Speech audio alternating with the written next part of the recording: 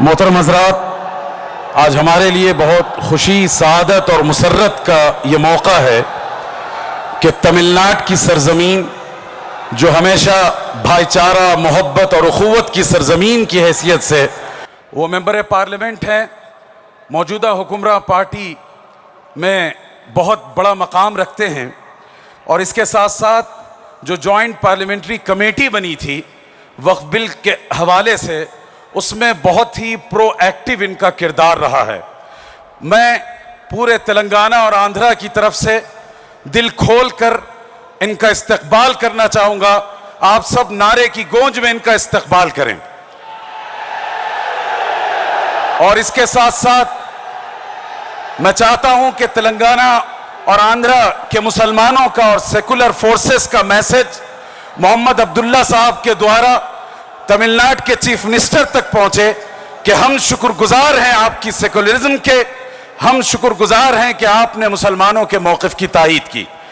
आपके खिताब का तर्जमा जनाब बैरिस्टर असदुद्दीन ओवैसी साहब इंशाअल्लाह करेंगे।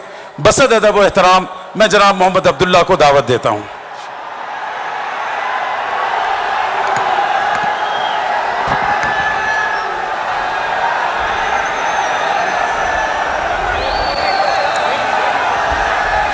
Assalamu alaikum to everyone who gathered here.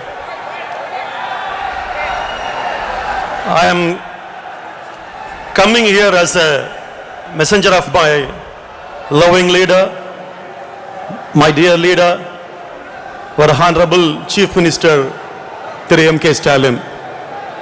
मैं यहाँ पर हमारे DMK के लीडर जनाब M.K. स्टालिन साहब की तरफ से उनका नुमाइंदा बनकर आज के इस एहतजाजी जलसे में शिरकत करने के लिए आया हूँ।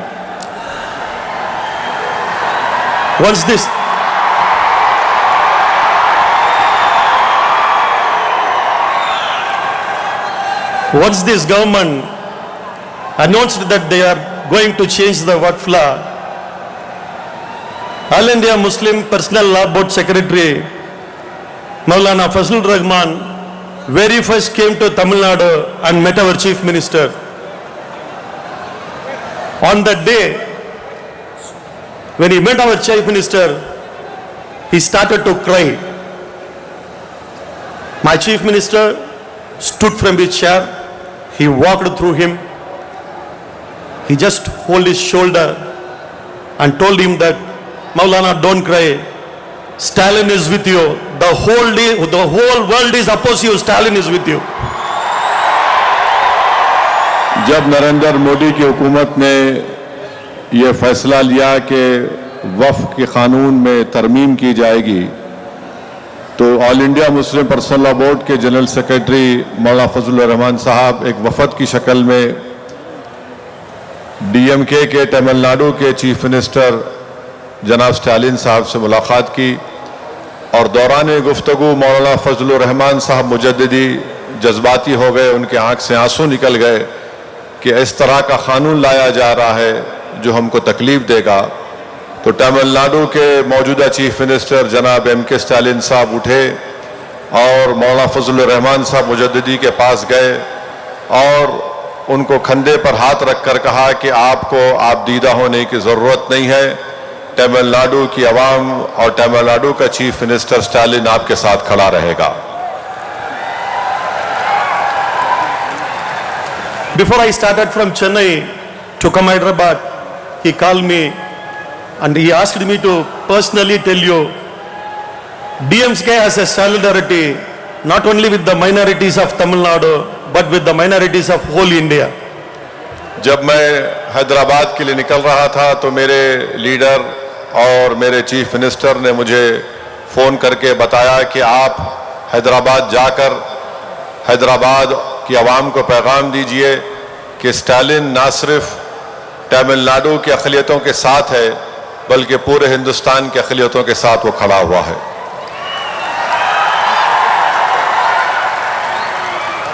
My dear brothers, first of all, I want you to understand the working style of Hindutva. We should learn from them.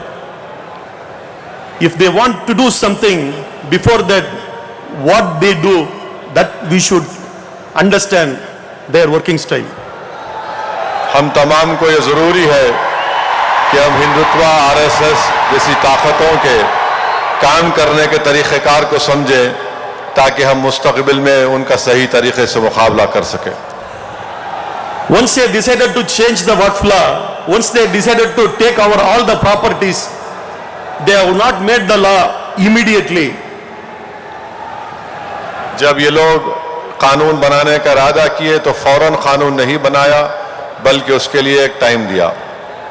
First they made the perception all over the India before 2 years. पहले उन्होंने एक perception या एक कहानी तैयार की 2 साल से वक्फ जायदादों के बारे में। I will explain you how. In Tamil Nadu, a village namely called Tirucherry. इन्होंने एक मनगढ़ंत कहानी बनाना शुरू की, नैरेटिव बनाना शुरू किया। तमिलनाडु में एक गांव है तिरुचेरी, उसका नाम है। In that village, there is a Inam settlement property along with the Waqf property. उस गांव में इनाम की जायदाद भी है और गवर्नमेंट की जायदाद भी है। In 1962, in that Inam settlement property, Rayadwari Pata was issued to the people who were living over there. 1962 में इनाम जायदाद में एक रैतवारी पट्टा वहां पर इशू किया गया था। After 60 years, in that 16, in between these 60 years, people were selling their property, people were buying their property, there were no problem. 60 साल से वहां की आवाम जायदाद खरीद रही भी थी और बेच रही भी थी। वहां पर कोई मसला नहीं था, कोई तनाजा नहीं था। When the registration made from manual to digitalization, the person who is sitting there put one survey number along with Waqf property and Inam settlement property, not the fabrication. The same survey number given as a input in digital. वहां पर 60 साल के बाद एक शख्स ने जब digitisation record का हो रहा था तो वहां पर उन्होंने एक नंबर का इस्तेमाल किया। So when people go to the registration, it shows us the Waqf property. Immediately registrar says get NOC from the Waqf. तो उस शख्स की इस हरकत की वजह से वहां पर रजिस्ट्रार ने कहा कि ये वक्फ प्रॉपर्टी है, आप वक्फ बोर्ड जाकर एनओसी लेकर आइए। This is the mistake of a person who is sitting there to change from manual to digital. We suspect he must be from RSS. ये सरासर जो गलती हुई उस ऑफिसर की या शख्स की हुई जो मैनुअल से डिजिटाइज कर रहा था। उसने ये लिख दिया वहां पर कि ये वक्फ की जायदाद है और हमको ये शक है कि वो शख्स हिंदुत्व ताकतों का एजेंट था। On the day the registration department says that get the NOC from the Waqf, medias from Kashmir to Kanyakumari in all the language, they blast the breaking news that 1500 years old temple in Tirucherry, that property is called as a Waqf property by Waqf Board of Tamil Nadu. जब registration department ने NOC लाने के लिए कहा तो कश्मीर से लेकर कन्याकुमारी तक गोदी मीडिया ने ये झूठ फैला दिया कि 60 साल के बाद अब इन लोगों से कहा जा रहा है कि वक्फ की प्रॉपर्टी है। But Waqf never called this as a Waqf property. मगर कभी भी तमिलनाडु वक्फ बोर्ड ने उसको वक्फ प्रॉपर्टी नहीं कहा। When JPC meeting held in Madras, OIC Sab was there. People from that village came as a witness. They told in front of JPC that now the problem is rectified by the government of Tamil Nadu. We are selling and we are buying. There is no problem. जब parliament की joint working committee Chennai गई थी वहां पर उसी गांव के लोग आकर कमेटी के सामने ये कहा कि अब कोई मसला नहीं है, ये वक्फ की जायदाद नहीं है, रिकॉर्ड्स की गलती थी, वो सही हो चुका है। So without this new law, problem is solved. Then why we should be new law? जब तमिलनाडु की सरकार ने उस मसले को हल कर लिया तो फिर इस नए कानून की जरूरत क्या थी मोदी हुकूमत को लाने की। The Home Minister of this country, Honorable Amit Shah ji, says that इस मुल्क के वजीर दाखिला अमित शाह ये कहती हैं, all of a sudden the property value of 8 lakh crore of Waqf property has increased to 12 lakh crore. Amit Shah ये कहते हैं कि वक्फ की जायदाद जो 8 लाख एकड़ थी वो 13 लाख एकड़ में बढ़ चुकी है। बैठिए बैठिए बैठिए, कुछ नहीं, बैठिए।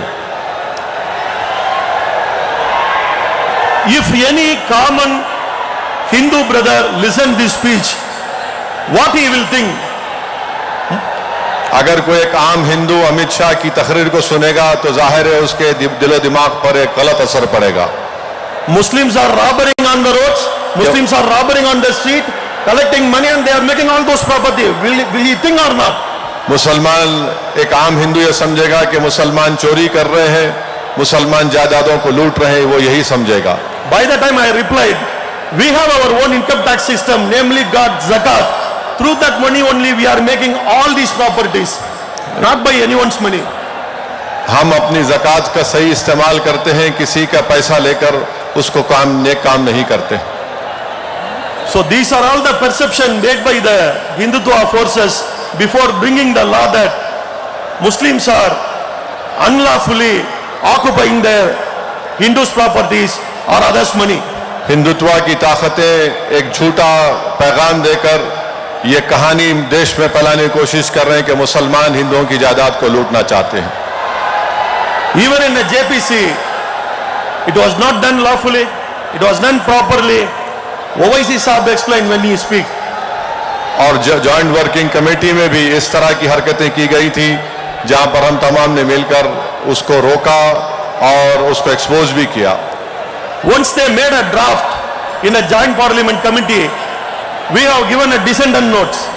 जब उन्होंने जॉइंट वर्किंग कमेटी में अपनी रिपोर्ट बनाई तो जितने नॉन एनडीए के अरकान पार्लियामान के पार्टीज थे उन्होंने अपनी अपनी डिसेंट रिपोर्ट को दिया। My senior leader and who was the member in joint parliament committee, Honorable A. Raja, told me that give that job to Owaisi Saab, making the dissent notes. We will uniformly follow and we will give. जब decent note देने का वक्त आया तो DMK के senior MP राजा साहब ने अब्दुल्ला साहब से कहा कि हम तमाम लोग डिसेंट रिपोर्ट की लिखने की जिम्मेदारी असदुद्दीन ओवैसी को देते हैं और उसी पर हम लोग उसको पेश करेंगे। But when it was put in a parliament, our dissent note was deleted. जब उस रिपोर्ट को पार्लियामेंट में पेश किया गया तो हमारी डिसेंट नोट के कई पेजेस को रिडैक्ट कर दिया गया, कवर कर दिया गया था। In a Lok Sabha, people like Owaisi Saab and other DMK MPs and other MPs, they were fighting to add the dissent notes which was deleted. जब लोकसभा में मालूम हुआ कि हमारे डिसेंट नोट्स को कवर कर दिया गया तो हम लोगों ने सब ने मिलकर एहतजाज किया और हमारे एहतजाज के नतीजे में स्पीकर ने हमारी रिपोर्ट्स को जो कवर किया गया था उसको दोबारा उस रिपोर्ट में शामिल किया। In Rajya Sabha, I was alone fighting. Rajya Sabha में अब्दुल्ला साहब अकेले इस चीज के लिए लड़ रहे थे। By the time the Minister Honorable Kiran Rijiju told me that it was not deleted, it is completely there. किरण रिजिजू जो वजीर दाखिलती बहबूद है, राज्यसभा में कहा कि आपकी रिपोर्ट को डिलीट नहीं किया गया है और जो रिपोर्ट आप दिए थे उसको शामिल किया गया, उन्होंने गलत कहा था। Honorable Finance Minister of this country, Nirmala Sitharaman ji, told that Abdullah is lying on the floor. मौजूदा फाइनेंस मिनिस्टर मोहतरमा निर्मला सीतारामन ने राज्यसभा में कहा कि अब्दुल्ला साहब झूठ कह रहे हैं। The same time in Lok Sabha, when Nirmala Sitharaman was telling that Abdullah is lying, that the dissent note is deleted, the same time in Lok Sabha, Honorable Amit Shah ji told that we don't have any objection to add the deleted part. जिस वक्त निर्मला सीतारामन राज्यसभा में अब्दुल्ला साहब के कह रही थी कि आप झूठ कह रहे हैं, उसी वक्त लोकसभा में मौजूदा वजीर दाखिला अमित शाह ने यह बयान दिया कि हमको कोई एतराज नहीं है कि अपोजिशन पार्टीज के डिसेंट नोट को पूरी तरीके से शामिल कर लिया जाए। So because of his willing only it was deleted. इसी तरह से आप देखते हैं कि एक साजिश के तहत उसको डिलीट करने की कोशिश की गई। So JPC was not functioning independently. Joint working committee independently काम नहीं कर रही थी। This is happening, this is what happening in our country. I am telling you one thing, I want to remember one incident. हमारे मुल्क में इस तरह के वाक़यात हो रहे हैं। मुझे एक वाक़या याद आ रहा है। When I was elected as a member of parliament, I have gone to the parliament. I came to know that parliament starts at 11 o'clock, finish at 1 o'clock for a lunch break. Again it starts at 2 o'clock, may end at any time. Recently it ended at even morning 4:30. जब बजे तक, और फिर उसके बाद दोपहर में 2 बजे से दोबारा शुरू होकर कभी रात भर काम करती है। But the first week of my entry on a Friday, parliament was started in 2:30. और जब जुमे का दिन आया तो पार्लियामेंट 2:30 बजे शुरू हुई। So when I asked, they said only because of Muslim members' prayer. Usually Friday it starts at 2:30. जब हमने पूछा कि 2:30 बजे राज्यसभा क्यों शुरू की जा रही है जुमे के दिन, तो बताया गया कि मुस्लिम अराकीन पार्लियामान अपनी जुमे की नमाज अदा कर सकें। Just before 2024 election, one Friday, the chairman of Rajya Sabha announced that today House will start at 2 o'clock on Friday. 2024 के पार्लियामेंट इलेक्शन से पहले ये ऐलान कर दिया गया कि राज्यसभा 2:30 बजे से नहीं 2 बजे से शुरू की जाएगी। My floor leader Tiruchi Siva objected and he asked, why all of a sudden you changed the तो डीएमके के फ्लोर लीडर ने खड़े होकर इस बात को पूछा कि ये क्यों तरीके टाइम वक्त क्यों बदल दिया गया, जब 2:30 बजे शुरू करते थे अब 2 बजे क्यों शुरू किया जा रहा है। I was also fighting and I told to the chairman that this was happened for Maulana Abul Kalam Azad. Abdullah साहब कह रहे हैं कि उन्होंने भी एहतजाज किया अपने पार्टी लीडर के साथ कि ये वो इस तरह की 2:30 बजे शुरू करने की एक रिवायत जो है मौलाना अबुल कलाम आजाद के जमाने से राज्यसभा में चल रही है जुमे के दिन। Based on the request of then Prime Minister Honorable Nehru, this honor was given to our Maulana Abul Kalam Azad. Pandit Nehru के जमाने में जो वजीर आजम थे उस जमाने से उन्होंने इसकी शुरुआत की कि जुमे के दिन राज्यसभा 2:30 बजे शुरू होगा। Even after our Maulana Azad died, this procedure has been keeping in commemoration of the sacrifices of Maulana done for this country. Maulana Azad के इस दुनिया से चले जाने के बाद, उनके इंतकाल के बाद भी उनकी शुरू करदा इस रिवायत को उनकी यादगार के तौर पर राज्यसभा को 2:30 बजे शुरू किया जाता था। Only DMK and communist leaders raised this question, but any party सिर्फ डीएमके और कम्युनिस्ट पार्टी ने इस बात का एहतजाज किया कि क्यों 2:30 बजे के बजाय 2 बजे शुरू की जा रही है, राज्यसभा में एहतजाज किया गया था। After some time, I approached opposition leader. I don't want to disclose the name. मैं इसके बाद एक अपोजिशन पार्टी के लीडर से मुलाकात किया, मैं उनका नाम नहीं कहना चाहूंगा।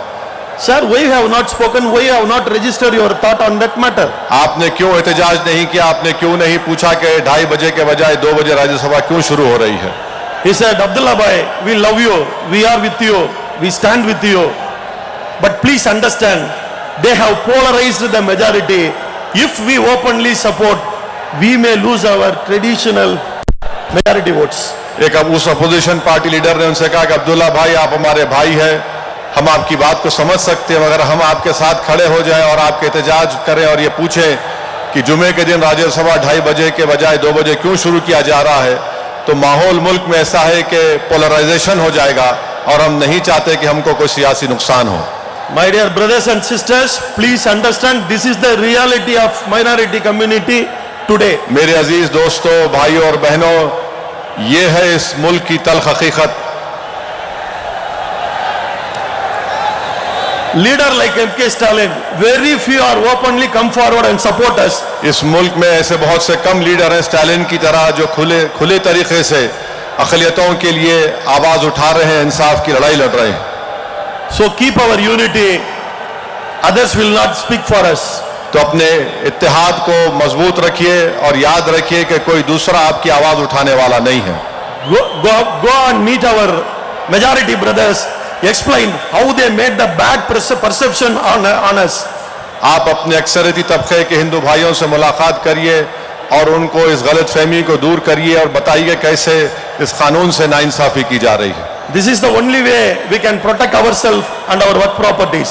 ये एक ही तरीका है जिससे हम अपनी वक्फ की जायदादों को बचा सकते हैं।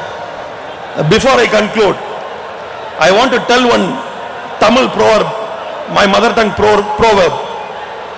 मैं अपनी तकरीर को ख़त्म करने से पहले तमिल ज़बान की एक प्रोवर्ब को आपके सामने कहूँगा। Sivan Sottu Kula Nasam. It means Lord Shiva's property. If someone touch Lord Shiva's property, his clan and his heredity will be totally destroyed. Tamil Nadu में कहावत है कि अगर कोई शिवा की जायदाद को लेगा, if someone takes Shiva property, His clan and heredity will be totally destroyed. अगर कोई शिवा भगवान की प्रॉपर्टी को लेगा तो उसकी आल और जायदाद बर्बाद हो जाएगी। My BJP friends may say that we are not taking Shiva's property, we are taking only Allah's property. BJP के लोग अगर ये कह रहे हैं कि हम शिवा की प्रॉपर्टी नहीं अल्लाह की जायदाद ले रहे हैं, They may tell we are not taking Lord Shiva's property, we are taking Allah's वो property. ये आपसे कहेंगे कि हम अल्लाह की प्रॉपर्टी ले रहे हैं, लॉर्ड शिवा की प्रॉपर्टी नहीं ले रहे हैं। For that, I want to quote two lines from old Tamil literature. मैं इस मौके पर तमिलनाडु की एक हजारों साला लिटरेचर की दो लाइन आपके सामने रखना चाह रहा हूं। Tennadudaya Sivane Potri means Lord Shiva of South, especially Tamil Nadu. Lord Shiva of South. This is the first line. Lord Shiva of the south, Lord Shiva जुनूबी हिंद में ये कहा जाता है। Hail Lord Shiva of South, Tamil Nadu. Lord Shiva की तारीफ होती है जुनूबी हिंद में। எந்நாட்டவருக்கும் இறைவா போற்றி. Hail God of rest of the part of the country. Yeah, I'll tell you. A person who is calling as a Shiva in Tamil Nadu South is called as a God in other part of the world. जो तमिलनाडु में शिवा को मानते हैं वो पूरी दुनिया में उसको लॉर्ड या खुदा मानते हैं। He is called as Allah in Arabia. ही इज नोन एज, उसको अरब की दुनिया में अल्लाह कहते हैं। He is known as a Lord in Europe. उसको यूरोप में किसी और नाम से, गॉड के नाम से पुकारा जाता है। So that name may be different. The God is the same. नाम मुख्तलिफ हो सकता है मगर परवरदिगार तो एक ही है। So you touch our property, your heredity, and you will be destroyed. You will be destroyed. You will be destroyed. Thank you. Assalam. तुम अगर जायदादों को हाथ लगाओगे तो तुम्हारी आल और तुम बर्बाद और राख होकर रह जाओगे।